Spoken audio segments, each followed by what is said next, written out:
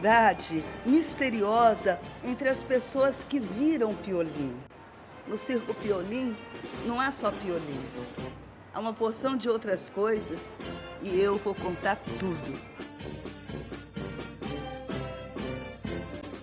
Meus amigos, saudemos a chuva que nos suja a roupa de lama, a chuva que inventou o guarda-chuva, o de fluxo, a tosse e as farmácias, a chuva, a única amiga dos artistas, porque interrompe o espetáculo. Eu assisti o Piolim, quando ele estava com o circo montado na Marechal Deodoro, e de fato é deslumbrante.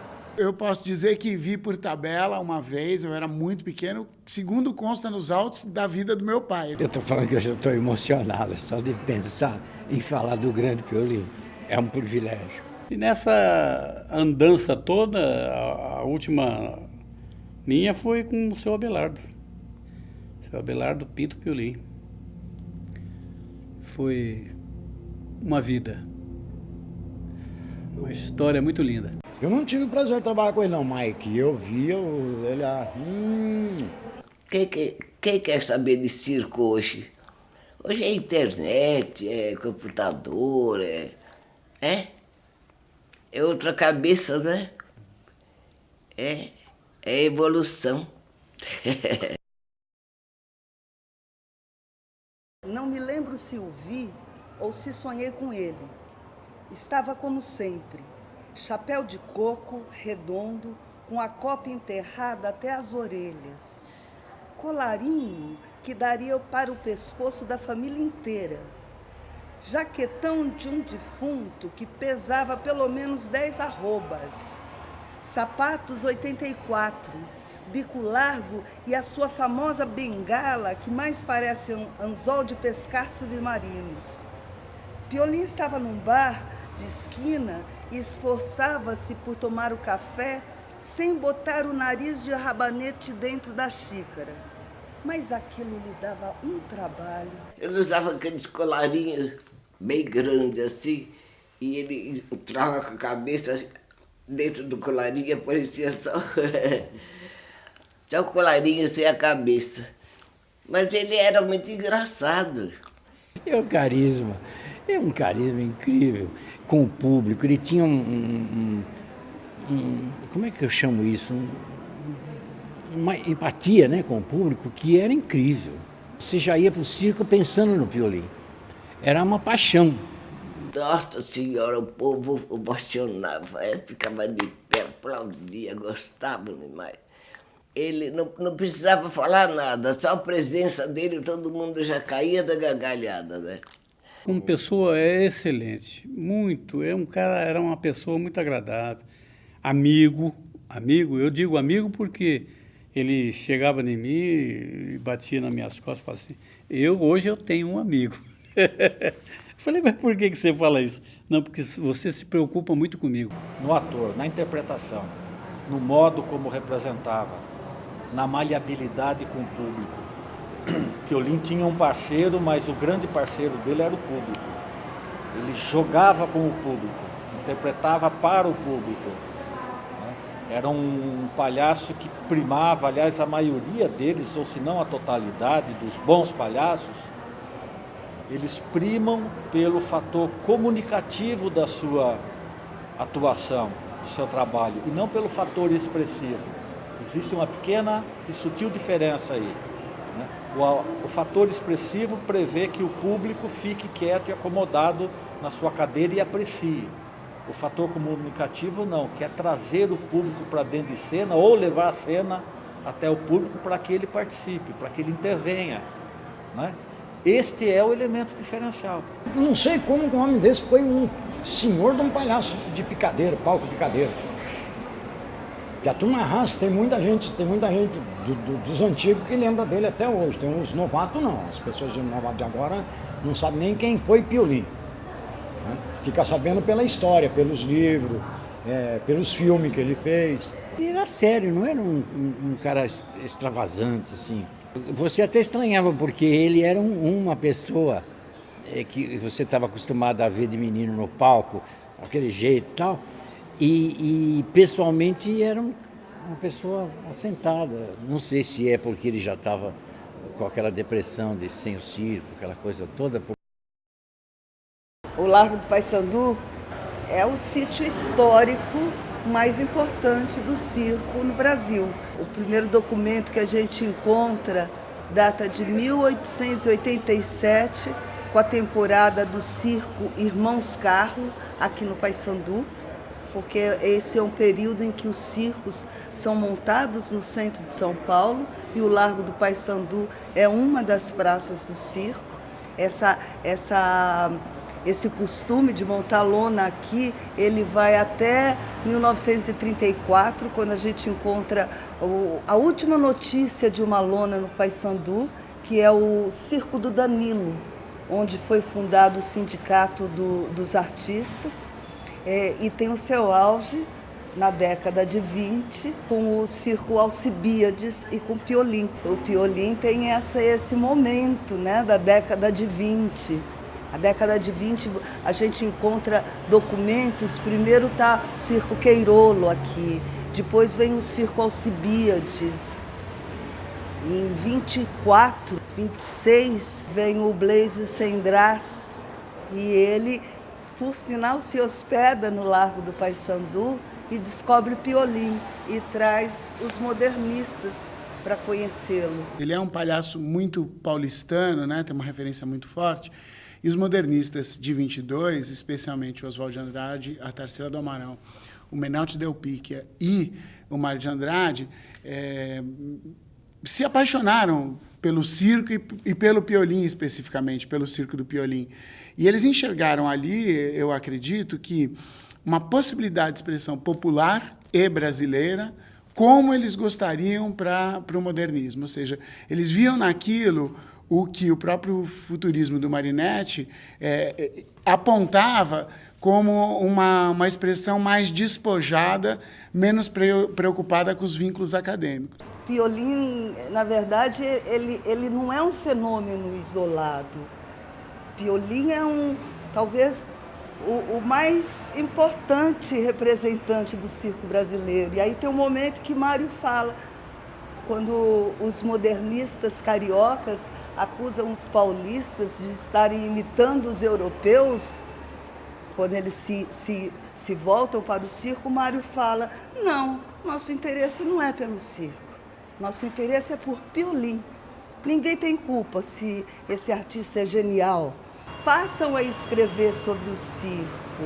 Ian de Almeida Prado faz praticamente um livro sobre, que é uma crítica do espetáculo circense, o Circo de Cavalinhos, assinado como Terêncio Martins, onde ele analisa o trabalho dos palhaços, analisa o Circo Queirolo, o Circo Alcibíades. Toda essa velocidade que a industrialização no Brasil trouxe se traduziu numa expressão que eu acho que foi contundente. Então, tem uma coincidência de momentos do auge do Circo do Piolim com esse movimento modernista que, então, eles grifaram. No dia 27 de março, que é o dia do aniversário do Piolim, é o dia do circo. E isso, primeira vez que foi comemorado o dia do circo, foi no dia 27 de março de 1929, quando os modernistas, na sua fase antropofágica, fazem um banquete antropofágico, vamos comer Piolim.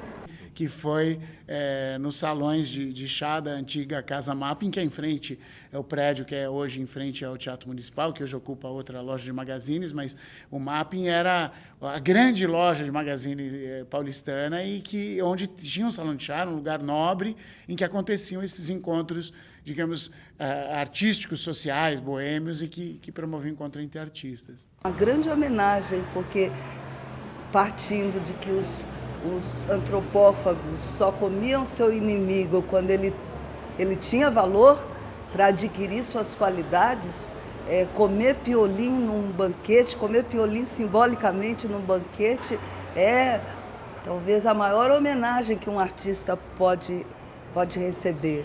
Claro que ele foi por esse jantar tremendo. O que os caras vão fazer comigo, né? O que os caras vão me jantar? O que é isso? O que o Piolín fez, muitos outros fizeram e continuam a fazer. Piolín era um ótimo palhaço, né? O mais conhecido por conta de que a elite paulistana foi lá olhar para ele, ou pelo menos uma parte mínima da elite paulistana chamada Semana de Arte Moderna. Intelectuais que estavam, de certa forma, preocupados com isso, foram lá e valorizaram aquilo que viram, que vinha ao encontro dos seus ideais de poética também, né, do que era fazer teatro, fazer arte de modo geral, né? É que eles vão encontrar no universo popular tudo aquilo que eles estavam idealizando para o que havia de maior vanguarda na época. Se tomar a vanguarda russa, por exemplo, que do ponto de vista político provavelmente a única, a mais consequente, né? Onde eles vão buscar? Onde é que o Mayakovsky, o Eisenstein, o Meyerhold vai buscar as formas da sua interpretação? Na comédia dell'arte, no circo, no teatro de feira, no music hall. É nesse formato. Ou seja, já estava secularmente consagrado. A elite é que não via ainda. E continua a não ver, né? Claro. Esse aspecto paródico que o circo sempre teve, desde o seu início, quer dizer, lá no princípio do circo tradicional, quando vai parodiar o número circense, fazendo graça com isso, o palhaço surge da paródia de um número bem feito e ele ridicularizando aquilo, imitando e ridicularizando. Então, essa dimensão paródica, eu acho que ela contagiou muito os modernistas, que eram também parodiadores, né, da cultura europeia, ou da chamada alta cultura. Embora eles fossem caras também de formação erudita, eram caras que eram, na verdade, caras de classe média alta. Eles não eram populares que discutiam a arte do povo para o povo. Eles discutiam uma arte talvez um pouco mais abrangente, mais popular, e eles se fascinavam com essa capacidade que não só o Circo do Piolín, mas os circos, de uma maneira geral, tinham de conduzir isso. A dupla não demorou muito tempo, porque logo em seguida ele ficou enfermo, né? Mas durante o tempo que nós fizemos a dupla, viajamos muito, fizemos muito show em São Paulo, no Rio, em Belo Horizonte. Viajava muito. E o seu Abelardo, onde ele falava assim, meu capanga, ele me chamava de capanga. O meu capanga tem que ir comigo, falava para o Chiquinho Rodrigues. Aí o Chiquinho falou, não, pode deixar, ele está lá do seu lado. Eu sou de duas famílias tradicionais de circo. Uma é da família Alves, que é da parte da minha mãe, meus avós. Tinha circo antigamente, que era circo Ita, que era o circo do meu avô. E meu pai, ele veio a trabalhar com meu avô como secretário do circo. E nesse exato momento ele não era casado com a minha mãe ainda. Aí ele ficou lá trabalhando como secretário, depois começou a namorar minha mãe e acabou casando. Aí desse casal saiu o Chuchu Filho. Aí eu nasci no circo, na barraca de circo. Isso foi o mais importante da minha vida. Chegamos em São Paulo, naquela época, um bairro de São Paulo chamado Socorro, que é na Zona Sul. Aí nós montamos o circo lá. Circo pequenininho, e meu pai era membro da Associação Brasileira de Empresários de Circo. Ele era tesoureiro. E a gente começamos a fazer aquelas remediações dali de Santo Amaro. Ficamos ali 32 anos. E eu, na época, era moleque, garoto de 9, 10 anos, e a gente fazia números de circo, que é malabares, monociclo, bicicleta, era xerivar de saltos. E o seu Abelardo contratava o meu pai para levar os números do circo nosso lá no circo dele, porque ele não tinha artista contratado fixo. Ele mudava, porque ele trabalhava muito com comédia. Então ele tinha que mudar toda semana, todo dia, um espetáculo diferente. Quando ele fez o circo americano e tal, e a lona ficou mas ficou tempo armado, e com o tempo, você sabe, vai defasando o material, vai estragando. E veio uma outra nova ideia de fazer ele com cobertura de alumínio, que foi feito a estrutura, tudo colocado em cima da lona, para depois tirar a lona por baixo. Ficou lindo, super lindo quando terminou. Depois ele mudou para Marechal Olímpio da Silveira. Aí toda semana a gente estava lá. Eu fazia duplo trapézio com meu irmão, eu fazia trapézio de balanço, eu fazia trampolim, eu fazia número de bicicleta, cherivar de saltos, com a família Marrocos, que é família tradicional de circo também. E fazia malabares, eu e meus irmãos. Quer dizer, era tudo a nossa companhia junto com a companhia do seu Abelardo. O veneziano me ligou e falou, olha, Hugo, o perito, meu marido, fez uma adaptação da biografia, uma peça biográfica sobre o Piolim, e que eu gostaria de te convidar para ser o Piolim. Eu fiquei super feliz, honrado com o convite. Falei, só que eu não posso fazer isso sozinho. Eu gostaria de fazer isso com o meu grupo, com os Parlapatões. Porque eu saí do grupo fazer uma peça fora, eu abandonaria toda a estrutura do grupo. E aí, então, a gente planejou para fazer isso exatamente em 97, que era o centenário de nascimento do Piolim.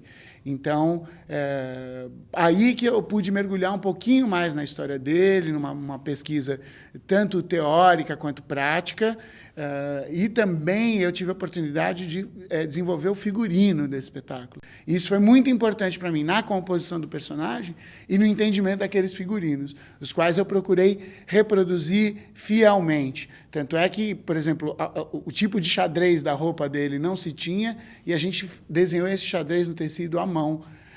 Metros e metros de tecido, toda a equipe, todos nós desenhando linha por linha para poder fazer igualzinho. Nessa descoberta do personagem, ele era baixinho, tinha um olho claro, careca. Eu tive que fazer uma série de transformações, até de maquiagem, de cortar o cabelo, de ajustar, e de voz, e do i dele. Então, não vi, mas eu tentei me imbuir do espírito do que chegava a mim, daquilo que ele fazia. E já tinha ouvido que algumas coisas da maneira como eu compunha o palhaço que eu fazia, até por minha voz ser muito aguda, e ter um gritinho até parecido com o i que ele fazia, né? O i que chamava e tal. Falei, eu acho que estou no certo caminho. Não conseguimos contato com a família, que eu queria muito ter tido até para compor o personagem, para poder fazer a peça. Viemos para São Paulo, muito ansiosos para mostrar isso aqui na própria cidade, numa data tão especial. E no ensaio da tarde, me surge duas pessoas, uma senhora falando assim, olha, eu sou da família do Piolim. E, ao mesmo tempo que eu fiquei feliz, eu gelei, porque eu falei, será que, puxa, essa distância vai impedir a gente de fazer a peça? Será que a gente não tinha que ter consultado antes? E aí eu falei, não, pois não. A gente queria muito ter convite para isso. Imagina, vocês, mais do que convite, vocês são convidados de honra, o melhor lugar aqui dentro, entendeu? E eles vieram todos. E aí, o que mais talvez uma das coisas que mais tenha me realizado como artista foi, ao final do espetáculo, receber o abraço da neta dele, dizendo que tinha visto a presença do Abelardo ali. Então, isso realmente me tocou profundamente, ainda me toca quando eu conto.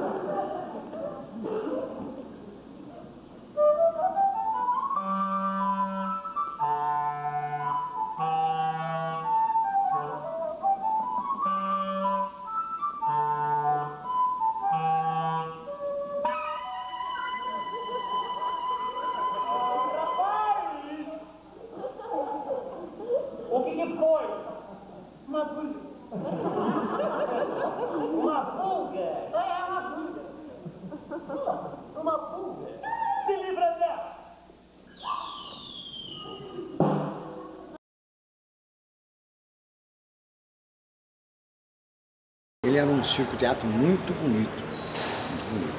Ele sabia, tudo na qual ele contratou, ele só contratava artistas de primeira e segunda parte. Se não fosse, ele não contratava não. O cara tinha que ter os números de circo e ser ator. E tinha comédia que ele fazia com a família toda, né? o grupo todo, mas quando ele entrava junto com o Pinati ou depois com o Tony, enfim, que o Tony depois ficou meu amigo de televisão, nós trabalhamos juntos. Mas o Pinati, que era o que eu sempre via, né, era fabuloso, porque ele fazia um número de passarinhos, de sabiá, uma coisa assim, era demais, era um negócio que não dá para explicar, eu não consigo nem reproduzir, porque era uma coisa tão engraçada, os trejeitos dele, a cara do Piolín, é fora de série. Se tivesse um fiapinho de barba na cara, ali eu assim no rosto, ele olhava quanto tempo você ia gastar para fazer a barba, o cabelo, a não ser que ele fosse ocupar você, que se precisasse da barba, o cabelo comprido, se não fosse, tinha que ir para o barbeiro cortar, fazer a barba, dependendo do papel, né? Era a regra do circo, era uma regra que ele criou. Então não podia. Mulher não podia lá usar saia muito curta, acima do joelho, porque depois cruzar as pernas, aí nego, né? Quando ele colocava um drama em cartaz, meu amigo, aquilo ficava 3 meses. Ficava 3 meses. A turma pedia para repetir. Porque além de ser bem levado, os atores eram escolhidos a dedo. Quando uma pessoa que não era ator, né, que tinha problema para se articular em palco, ele botava como, sabe uma coisa, vamos colocar essa pessoa aqui, por exemplo, vai ter igual um drama dos cangaceiros, só um falava, os outros era com parceria. Então ele colocava essas pessoas que não falavam. O Arquivo Miroel Silveira é um arquivo de censura prévia ao teatro de 1930 a 1970, oriundo do Serviço de Censura do Departamento de Diversões Públicas do Estado de São Paulo. Ele contém 6.137 processos de censura prévia ao teatro e tem tanto a documentação dos processos de censura prévia como a própria obra que ia ser encenada. A presença do circo-teatro no Arquivo Miroel Silveira é muito significativa. Quer dizer, nós temos uma quantidade enorme de peças de circo-teatro. E é importante pensar que o circo-teatro, nas décadas de 1930 e 1940, não era apenas um lugar de entretenimento. O circo-teatro era uma instituição que levava a cultura para o resto do Estado. No Brasil, nós tivemos fortemente, não é exclusividade brasileira, mas tivemos fortemente a experiência do circo-teatro. Brasil, Argentina, México, Chile, Peru, nós tivemos essa experiência. Eu coloco algumas razões de natureza histórico-cultural para que isso tenha florescido tanto. Nós estávamos, na realidade, num país em que pouquíssimas cidades tinham uma casa de espetáculo chamada teatro, anfiteatro, cine-teatro, o que quer que seja. O circo, então, cumpria esse papel. Okay? E ao lado do espetáculo de atrações, ele começou a encenar peças dramáticas e cômicas, cujo modelo fundamental era o melodrama, que também tem personagens tipos, que trabalha com o jogo entre o bem e o mal, etc. E na parte cômica, também adotando personagens tipos, situações cômicas. Nós não temos muita experiência no circo-teatro de comédia de costumes. Nós temos mais de o que eles chamam chanchada, que são farsas. Chanchada, comédia rasgada, comédia simplesmente. O circo-teatro, enquanto uma companhia familiar que se autoproduzia, eu acho que essa é a grande importância. Quer dizer, o circo-teatro tinha uma certa independência, enquanto as outras companhias não tinham. A maioria das companhias de teatro viviam de recursos públicos Depois dos recursos públicos, o teatro brasileiro mesmo só vai ter importância a partir do interesse da elite paulista em produzir teatro. O circo-teatro ele se autofinanciava, quer dizer, as famílias viajavam pelos bairros de São Paulo e depois pelas demais regiões do estado, levando tudo aquilo que era novidade, a música, o cinema e as peças de teatro. A gente teria que abordar essa questão de um ponto de vista histórico e também de um ponto de vista, vamos chamar assim, da poética dela, né?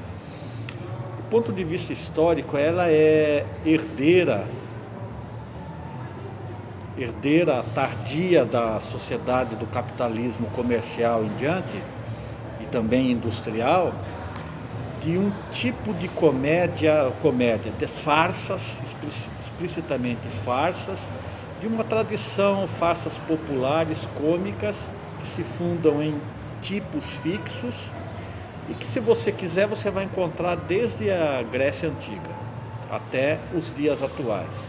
Ela é fundamentada mais num roteiro de ações que dá a liberdade dos atores a partir do tipo que interpreta, que demanda uma postura corporal, que demanda uma voz apropriada, um dialeto apropriado, a desempenhar, a performatizar isto em cena.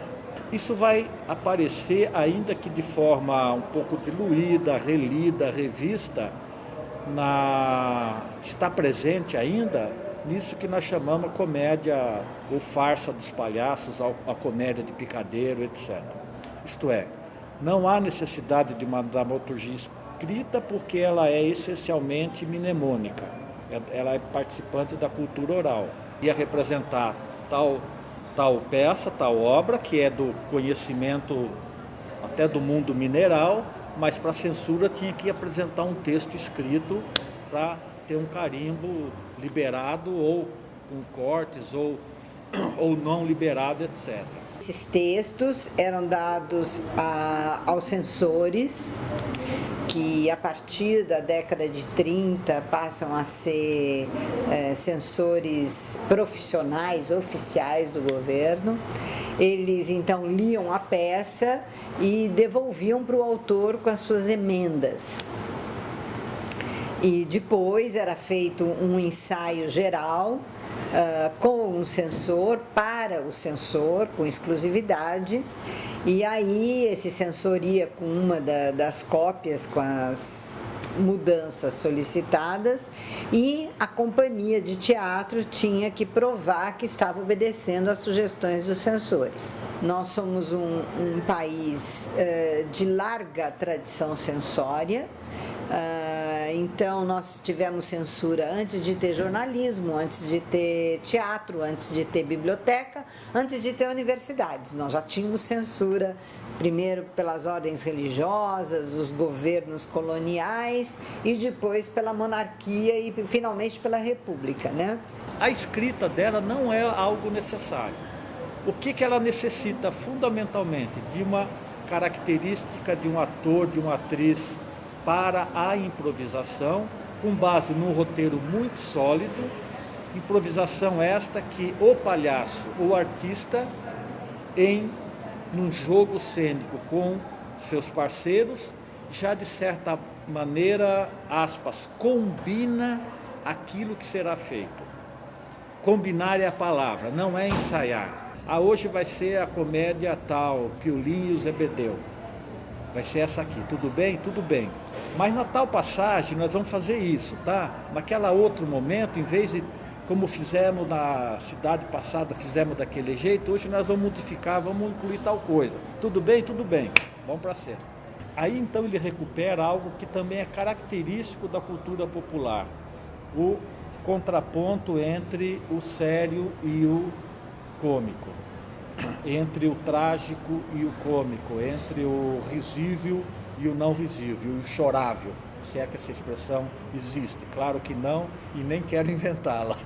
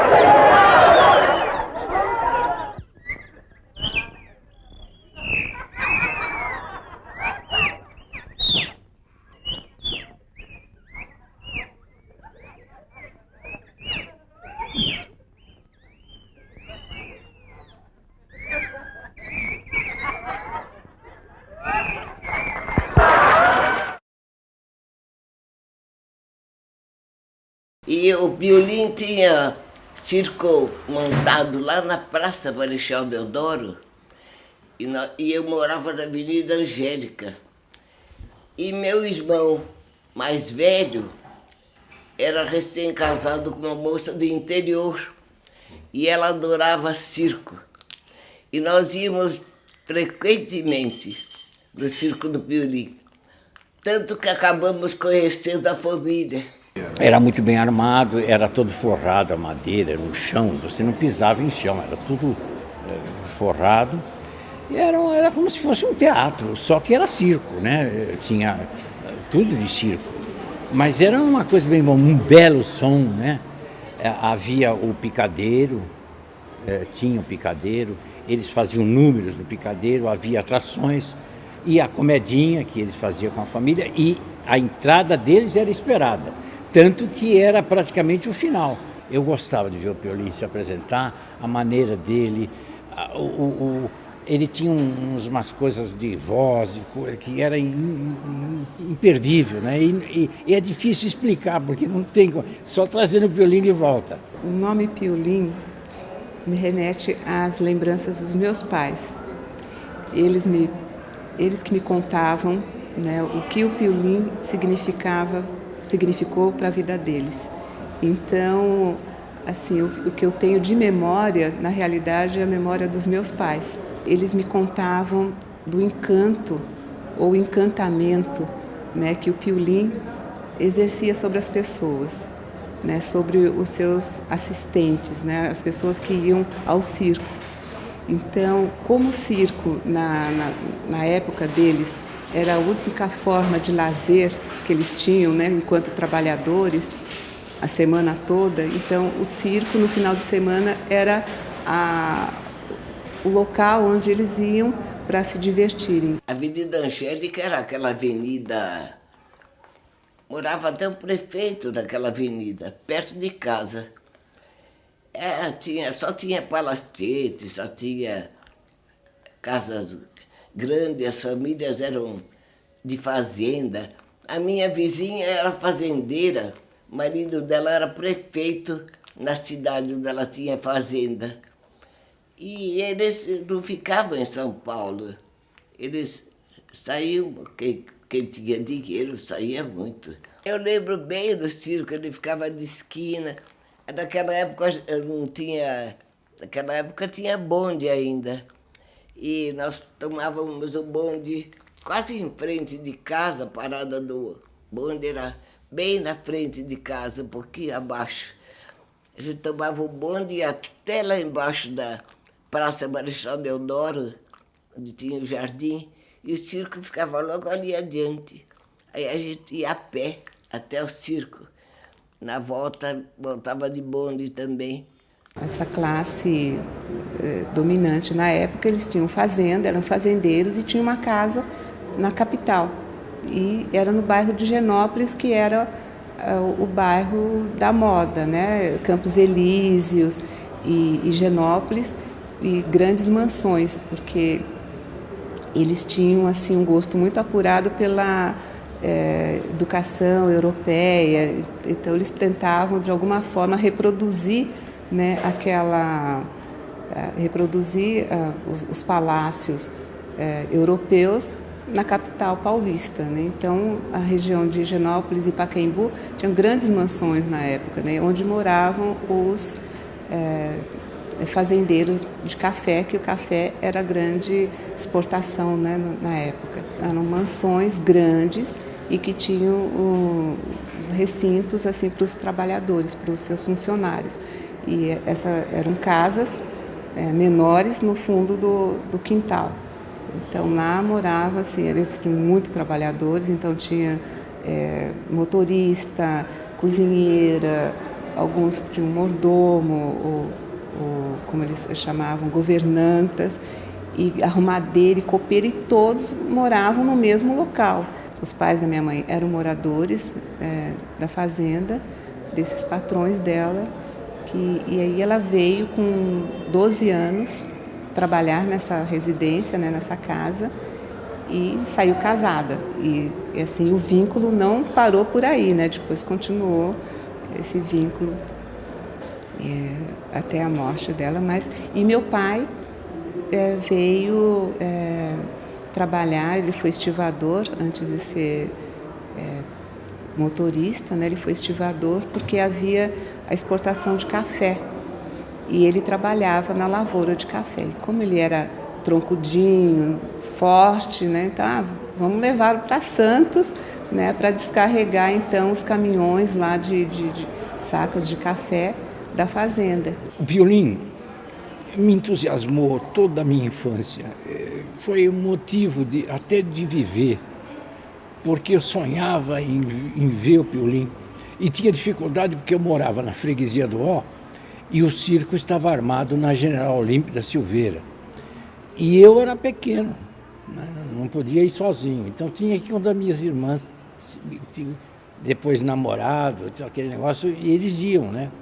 E era de ônibus. Então, lá na Praça Buenos Aires, eles se reuniam, os trabalhadores domésticos, os motoristas, as arrumadeiras, cozinheiras, as copeiras, nos finais de semana, para terem como se fosse um meeting, né? Um encontro. Então, lá eles se encontravam e tinham como o lazer, no primeiro momento, o circo. Havia os parques também, mas o circo era onde eles podiam ir em grupo, e eles iam em grupo. E meus pais se conheceram numa desses encontros, desses grupos no circo.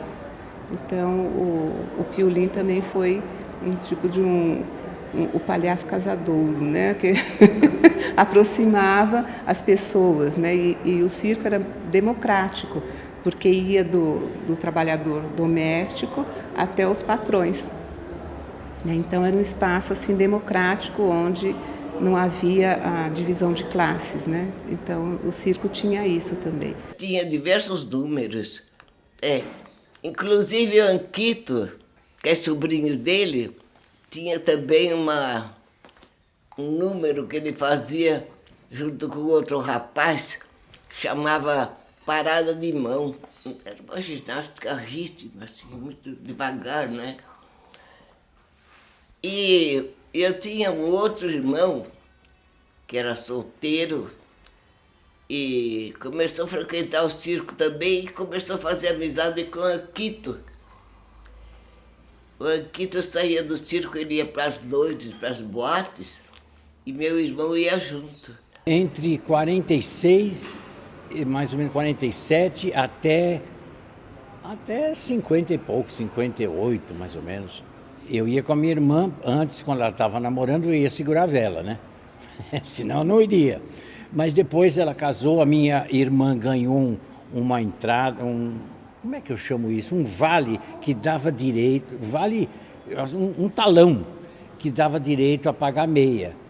Não a minha, eu já pagava meia, mas aí ela e o namorado, depois marido, pagavam meia. Então a gente vivia muito no Circo Piolim exatamente por estar mais barato, né? Porque não era fácil para a gente, né? Eu era órfão, tinha muita dificuldade de sobrevivência. O filho do Piolim, o Ailor, ele, quando terminava o espetáculo, ele era um rapaz bonito, moreno, simpático. Eles ficavam na porta do circo, conversando, cumprimentando as pessoas, né? E todos gostavam, todos ficavam satisfeitos, né? Aí, esse meu irmão, que tinha 40 anos, que ficou muito amigo do Anquito, ele arrumava sempre uma brincadeira elegante lá no circo para dar suspense para o povo. Então, quando tinha aquela cena que tinha uma escada, não sei o quê, que a escada caía, meu irmão ficava sempre embaixo da escada e o povo ficava olhando, curioso, a escada vai cair em cima do rapaz.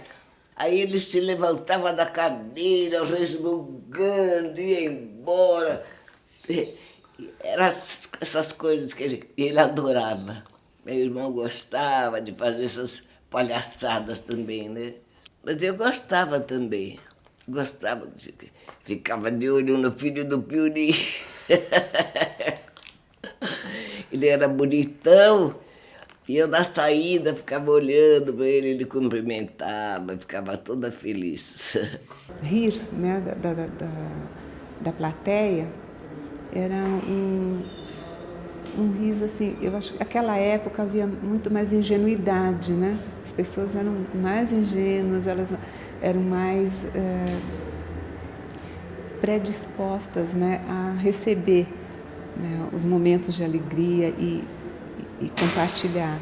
Eu acho que era um compartilhamento, né, entre o palhaço e a plateia. E aí eu acho que deixava todo mundo muito mais leve, né? Quando saía, era uma alegria. Ela falava que voltavam contando as piadinhas ou comentando o escorregão. Olha aquela parte, assim, havia o comentário, né, depois. E eles voltavam para os seus locais de trabalho mais leves e mais felizes. Ele passava essa felicidade, né, que perdurava, assim, acho que a semana toda, né, um sorriso, assim, que ele plantava no final de semana. Não sei se vocês chegaram a conhecer em São Paulo um tal de um castelinho que dizia que era mal assombrado, né? Aí ficava ali na praça, na Avenida São João. A família do Piolín morava ali. Mas realmente o Piolín foi a minha vida, assim, de moleque. E pior que eu depois procurava, às vezes, assistir em outros lugares, outros palhaços, mas não me convenciam. O Piolín era marcante na minha vida até hoje. Eu tenho dificuldade de gostar de um número de circo dos palhaços exatamente por causa, me veio um Piolín na cabeça. E eu não consigo lembrar de mais nada. Aquilo está marcado na alma, no espírito.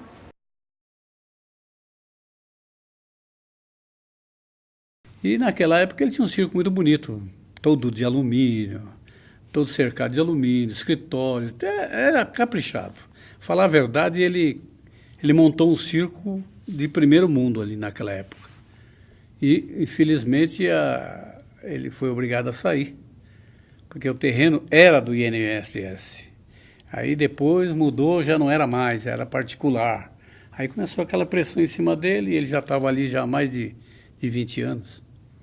Aí foi uma pressão em cima dele muito violenta, ele foi obrigado a sair. Na saída dele dali foi quando ele começou a ficar meio adoentado. O Piolín, ele ficou muito tempo instalado lá na Praça Marechal Deodoro. Parece que o terreno onde ele tinha o circo estava com um problema. Aí ele teve que sair, teve que fechar o circo. Aí depois não sei para onde ele foi. Aí agora não me lembro mais. O Brasil deve isso ao Piolín, o nosso país, porque foi o INPS, na época, que tirou o terreno, e ficou parado mais de 10 anos, aquele terreno baldio, cheio de mato e de tudo mais, no lugar do circo. Eu passava por ali, quase chorava. Eu tinha até medo de passar por ali, pela General Olímpio da Silveira, um pouco antes de chegar na Praça Marechal Deodoro, vindo da Lapa. Era triste demais. Nossa Senhora, e como abalou, né? Ele estava com a Ariel, que era a contratada da Globo, era a atriz da Globo, que é a filha dele. E tinha outra que trabalhava também, estava o Ailor, o filho. Quer dizer, tinha um pessoal da família que estava sempre junto com ele. E ali começou a separar, vai um para lá, outro para cá. Aí dificulta muito a situação. E eu tive uma grande oportunidade também de depois, quando ele estava afastado, já triste, porque tiraram o circo dele, ocuparam aquele espaço com prédios e coisa mais. E ele estava morando lá na Rua Rajati, na freguesia do Ó. Ele foi para perto de mim.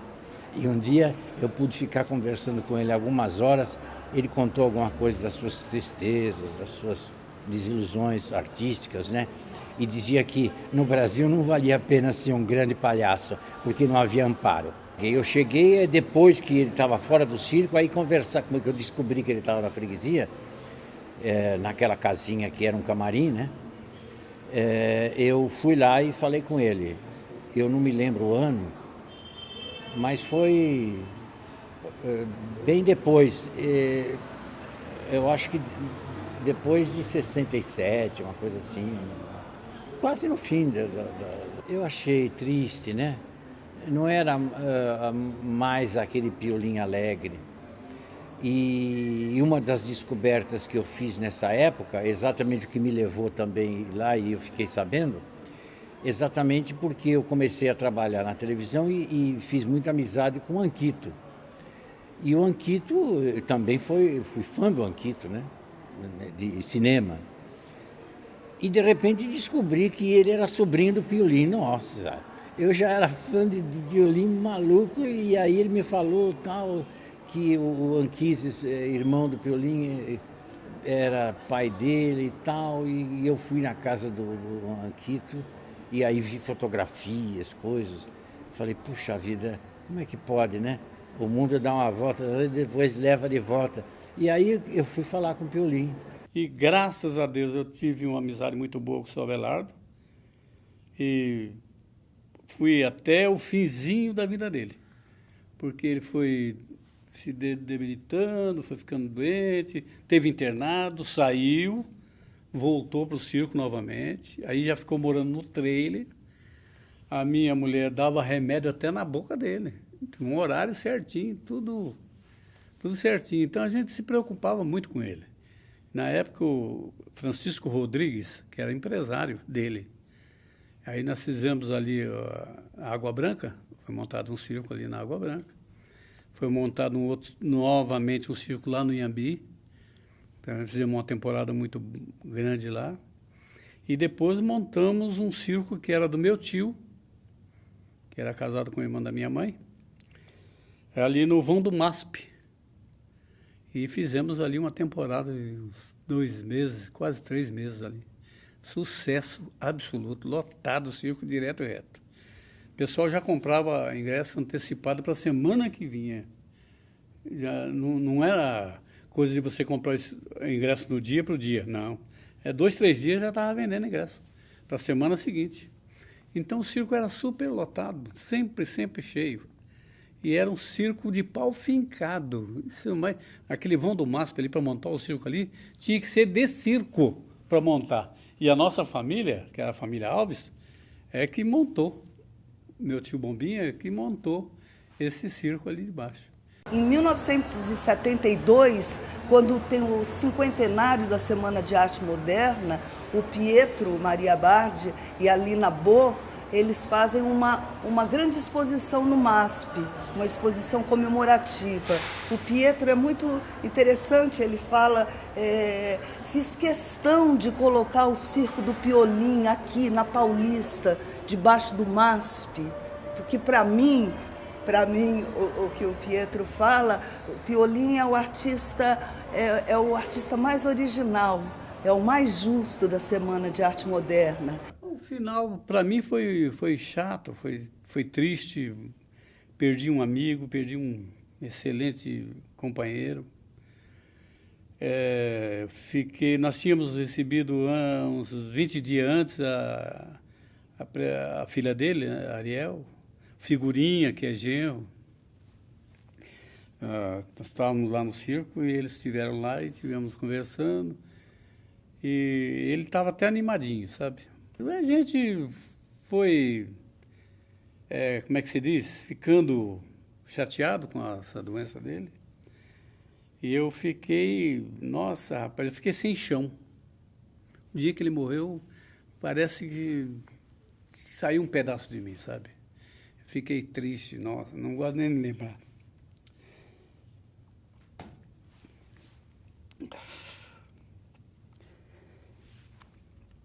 É difícil. Muitas vezes, eu no camarim com ele,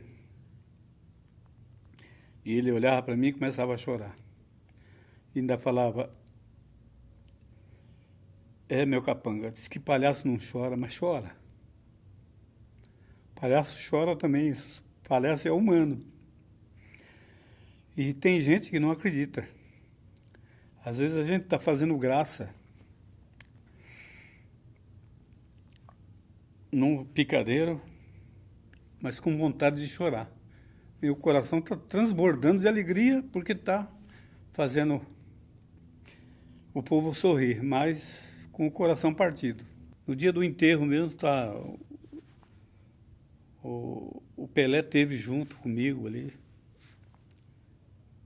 Eu segurando a alça do caixão dele e o Pelé do outro lado. E o pessoal de circo inteiro, pessoal de circo completamente, pessoal lotado, cemitério lotado, tudo gente de circo, fazendo essa homenagem ao homem. Eu tenho um orgulho muito grande em ter participado desse final de vida do seu Abelardo. Foi um final de vida. Eu acompanhei ele até o finalzinho da vida dele. Acontece o seguinte, ele tinha um tique, de vez em quando ele falava, sabe? Mas era coisa de palhaço, né? E não sei quem foi que na hora fez esse tique que ele fazia, esse E aí o cara foi e falou assim, o seu Abelardo está no caixão, mas está fazendo piada. Porque acabou de contar, fazer uma coisinha que ele fazia de palhaço. Aí o outro vai e começa a contar uma piada do Piolim. Aí todo mundo começou a rir. Inclusive até o Edson Arantes do Nascimento, o Pelé. Até o Pelé deu risada na época. Mas foi uma brincadeira de mau gosto, ainda falei ainda. Isso é uma brincadeira de mau gosto. Um velório do homem, o cara contar umas piadas dessas. E o outro ainda vai dar o fica um negócio até meio chato. O Piolim é essa figura que tem esses três lados. Quer dizer, por um lado, ele é um homem que consegue ver a importância do popular. Por outro lado, ele também consegue saber a importância do entretenimento, da festa, do humor, da cultura urbana e da cultura rural também. Então, e por outro lado, ele dialoga com os modernistas, ele dialoga com uma cultura mais, eu não vou chamar erudita, mas digamos uma cultura mais acadêmica, mais estruturada, mais em contato com a Europa, com os Estados Unidos.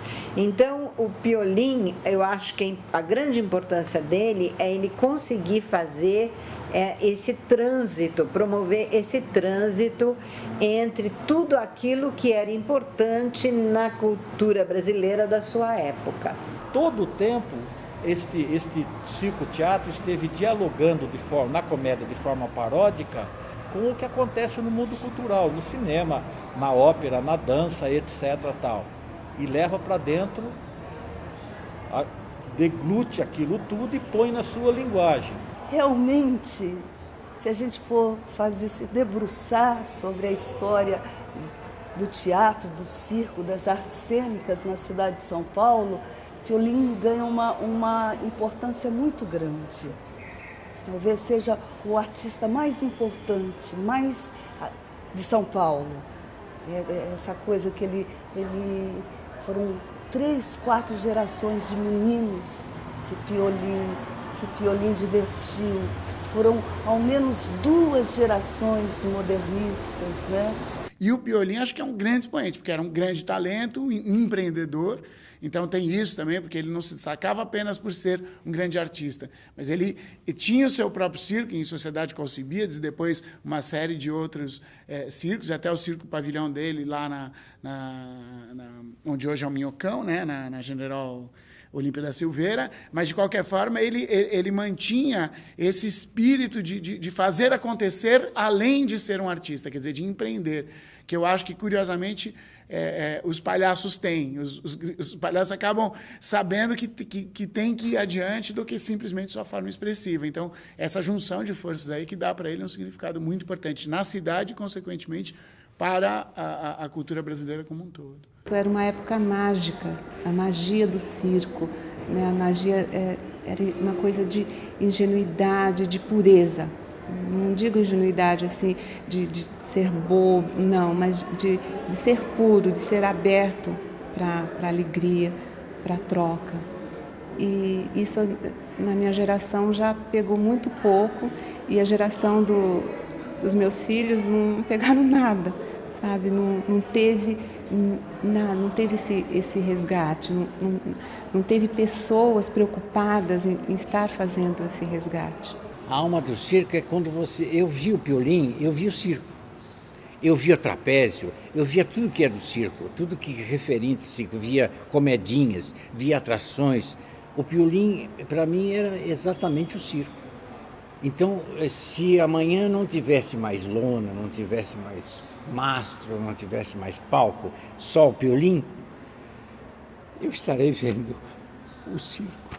O Piolín marcou muito a minha vida e, sei lá, eu gostaria, eu sonho que tenha alguma coisa do outro lado para que eu possa encontrá-lo um dia. E falar, Piolín, eu não tive oportunidade de falar que eu te amo.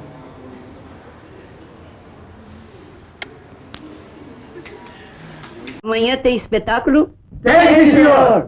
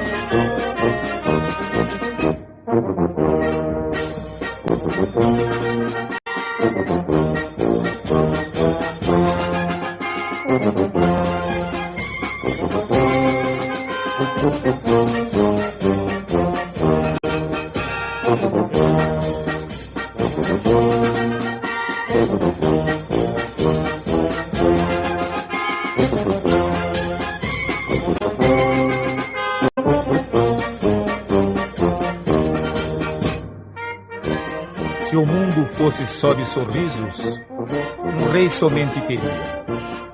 Piolín seria a majestade